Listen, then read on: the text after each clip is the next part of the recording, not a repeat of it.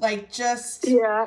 wonderful. Well, and it was that very same morning. I was just talking to my husband. And I was like, well, because we hadn't had to advertise yet. Like all the litters, usually they all sold just through the website and, just word of mouth. And then I thought, well, I might have to advertise him. And then you guys messaged and it was like, well, here we I guess go. not. Yeah. Well, my husband Brett is here and he's a very experienced dog owner. This is my first puppy. But yeah, it's exciting. But we have just fallen in love with our daughter's dog. And it just became so much more. We're just finding ourselves, we're people that need to get out and get a little bit more physically active. And we're just finding that this dog is just perfect for it. We just love to go out with her. We love to get her running. We live next to a school yard where there's huge fields and just lots of great places to get some good running. Oh, that's awesome. Yeah, I tell people once you've had a corgi, you'll never go back. I know. Hello, beauty. Look at him. Oh my gosh. I love the white stripes on all of them. Hey, it's so gorgeous. They're little mohawks. Yeah. Oh, wow. How long have you been doing this for? This will be our 4th year. Wow. They must be popular. I mean, these dogs are just, they're almost going through a crazy time. Hey, I mean, corgis are just everywhere. We're following about 8 corgis on Instagram right now.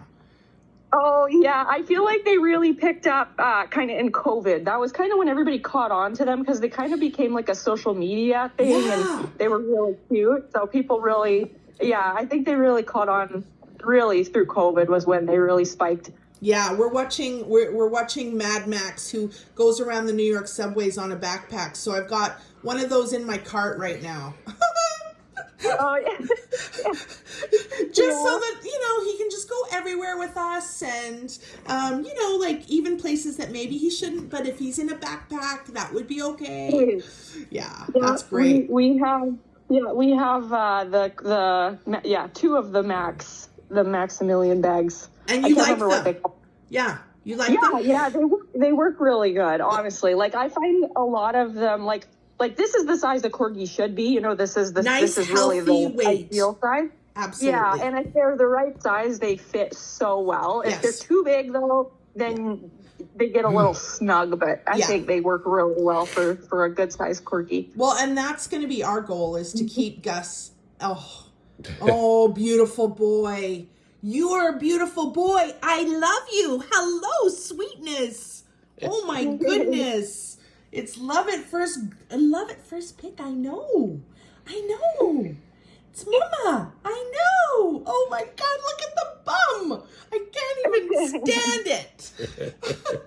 Because I hear there's big controversy. Are you guys getting some pushback? I heard there's controversy that the vets in Alberta are no longer allowed to do that for cosmetic reasons. But I know it's still a show standard.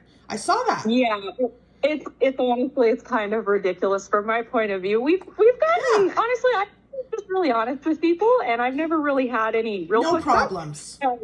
No. Well, because so we when we started breeding, I learned how to do it properly myself. And because, the vets won't do it. And I think that that's ridiculous. Like I know people who they'll go to Saskatchewan or whatever and have it done there because then you can have it done. Like, I think it's kind of ridiculous. Yes. Why are we picking on that? It is so standard. Yeah. And we live on a ranch, like on a farm, and I promote, like we've had pups go to herding homes where they actually use them on sheep and stuff. And I love that. Like I tell people all the time, like, unless you specifically request to keep a tail, all of our dogs will have dog's tails because one, is the gold standard, and 2, because I want to see them go to working homes and I want to promote that as much as possible. Well, of course. So that's always been, and that's always been my take on it. And honestly, it is what it is. I know people have mixed opinions, but if you do it correctly, it's not abusive. It's like, there's reasons for it. So and I saw for the breed, because I mean, their whole advantage is they're low enough to not get kicked. And then the tail was felt to be a disadvantage because then the cows can get them and the sheep can get them by the tail. You know, it makes them, they're already too fast for them, but you have that little bit and it makes it dangerous for the dog. Yeah, exactly. Like Oh, got, most of our females have the dog's tails, but like our, you know, Tucker, wherever he went, he's got a full tail. Yeah. And honestly, I prefer the dog's tails any day. Right. Yeah. We like Shug's tail. Like, we couldn't believe how thick it was. Like, it makes her look more foxy, like a fox. But they're very cute. But she's a mix, and she doesn't have a curly tail like I see on that one pup. So, you know, I think that's where her mix maybe shows up, because her tail is not curly. It's straight out. Hey? Yeah. And always has been. So, well, is there anything you want? No. Any questions or anything? We are thrilled. So just, you know, we don't want to, I've already bothered you enough. We're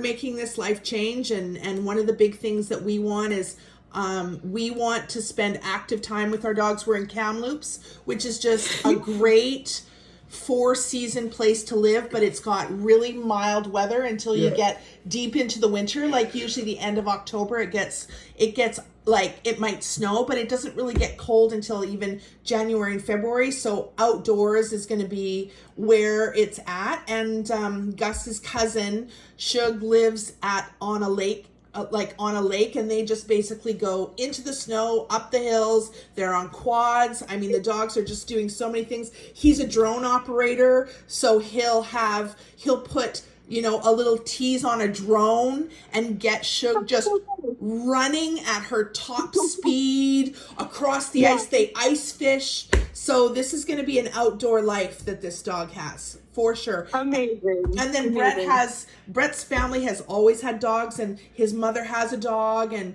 his sister has a dog. So, you know, there's going to be lots of puppy cousins and dog cousins around. Like, this is not, my mom can't wait to babysit. Like, she, you know, we're thinking that because she's in an apartment and older and she really wants a chance to do it, we might try Gus on the bells for when he needs to go pee, just so that in the apartment she knows when he has to go. But we're just excited. We're just excited.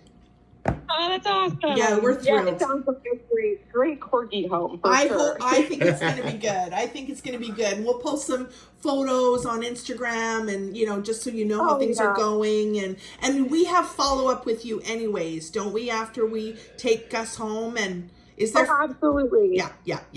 Great. Yeah. No, I want to keep in touch. Like, I love to keep in touch through all of their lives if possible. Of course. I love to see them, and of course. If there's anything you can recommend that we should, you know, that, you know, personality wise, would make anything with regards to his transition here easier, just let us know. The only things, like, off the top of my head that I usually recommend to everybody, just because they're easy to get and good to have, and sometimes puppies use them more and sometimes they use them less, but like I say, good to have.